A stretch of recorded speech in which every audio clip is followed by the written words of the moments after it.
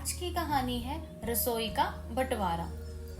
यह कहानी एक छोटे से गांव की है जहां शांति और हर्ष का माहौल था।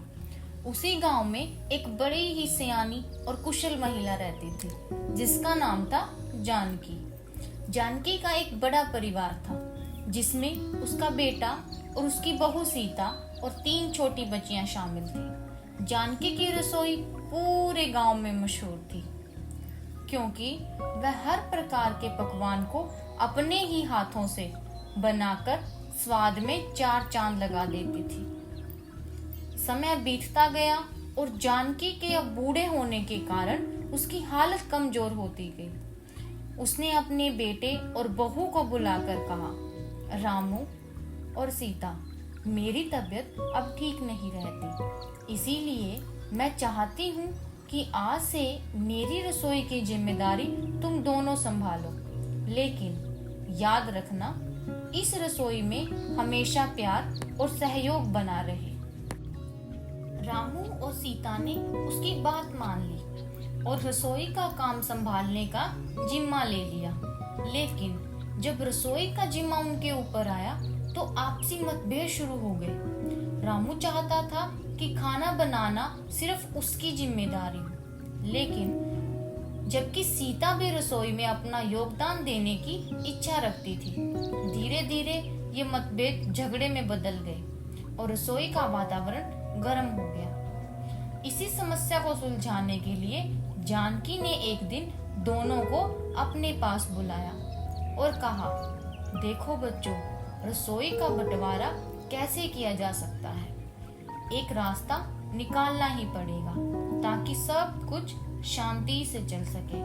जानकी ने सुझाव दिया कि रसोई को 2 हिस्सों में बांटा जाए, एक हिस्सा रामू का और दूसरा हिस्सा सीता का। अगले दिन रामू व सीता ने अपना अपना हिस्सा संभाला। रामू ने अपने हिस्से में अपने तरीके से खाना बनाना शुरू कर दिया, जबकि सीता ने अपने हिस्से में अपने पारंपरिक और स्वादिष्ट रेसिपी के साथ काम शुरू कर दिया। दोनों ने अपना अपना काम बखूबी निभाया। लेकिन कुछ ही दिनों में गांव वालों को महसूस हुआ कि अब जानकी के हाथों का वह पुराना स्वाद नहीं आ रहा। रामू और सीता के बीच के संघर्ष का असर खाने पर भी पड़ने लगा। लोग धीरे धीरे उस पुराने खाने के स्वाद को याद करने लगे और जानकी से उसके बारे में बार बार पूछने लगे। जानकी ने इस समस्या को समझा और एक दिन फिर से रामू और सीता को बुलाया। उसने कहा, बच्चों, खाने का असली स्वाद प्यार, सहयोग और एकता में है। यदि तुम दोनों अलग अलग काम करोगे तो खाने में पहले जैसा स्वाद कभी भी नहीं आ पाएगा। हमें फिर से कोशिश करनी चाहिए कि दोनों मिलकर काम करें और अपने अपने गुणों को मिलाएं। रामू और सीता ने जानकी की बात मान ली और वे फिर से मिलकर काम करने लगे। एक बार फिर उन्होंने मिलकर काम करने की योजना बनाई। रामू ने सीता की रेसिपी को ध्यान से सीखा और सीता ने रामू के खाना बनाने के तरीके को समझा। दोनों ने मिलकर खाना बनाना शुरू किया और धीरे धीरे रसोई में फिर से पुराना स्वाद लौट आया। गांव वाले फिर से जानकी की रसोई के खाने की तारीफ करने लगे। एक बार फिर रामू और सीता के बीच कोई मतभेद नहीं हुआ। दोनों ने मिलकर काम किया और रसोई को पहले से भी अधिक शानदार बना दिया। वे समझ गए थे कि जब तक सहयोग और एकता नहीं होगी तब तक कोई भी काम सफल नहीं हो सकता। और इसी प्रकार रसोई का बंटवारा अब एकता और सहयोग में बदल गया।